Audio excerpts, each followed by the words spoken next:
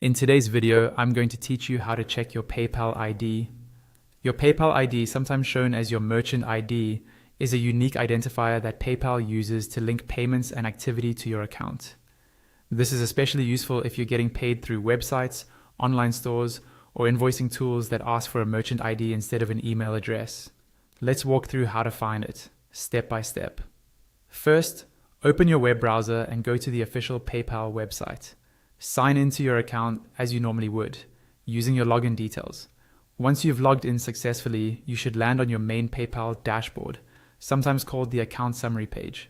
This is where you usually see your balance, recent activity, and shortcuts to send or request money. Now, look towards the top right corner of the page. You'll see a small gear icon, which represents your account settings. It's usually right next to the logout option. Go ahead and click on that gear icon. This will open your settings area where you can manage different parts of your PayPal account, such as your profile information, security preferences, and more. Within the settings page, you'll see several sections or tabs depending on your account type and region. What you want to look for is the section related to your account details or account options. This is where PayPal keeps information about how your account is identified, beyond just your email address. Take a moment to scroll through this area carefully. You're looking for a label that says Merchant ID.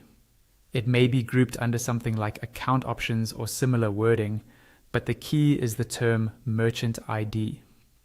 Once you locate that label, directly below it you should see a long string of letters and numbers. That is your PayPal Merchant ID, which is effectively your PayPal ID for merchant and integration purposes.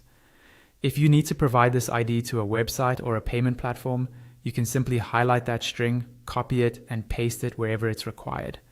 Just make sure you don't share it publicly in screenshots or videos, as it is part of your account's identifying information, and that's it. By going to your dashboard, opening the settings with the gear icon, and looking under the account options section for Merchant ID,